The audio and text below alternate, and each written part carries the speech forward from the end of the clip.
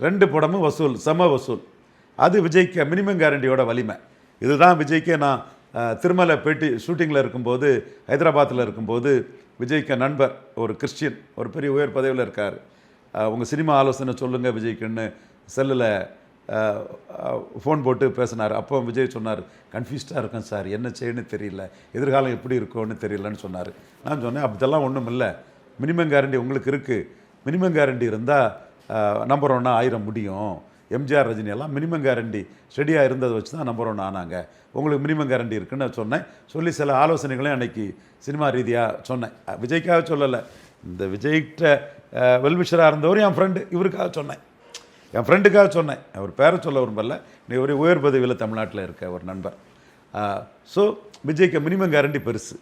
அப்போ பொங்கலுக்கு வந்தால் மினிமம் கேரண்டி நல்லா உள்ள விஜய் ஹாலிடே வசூலாக அள்ளிடுவார்.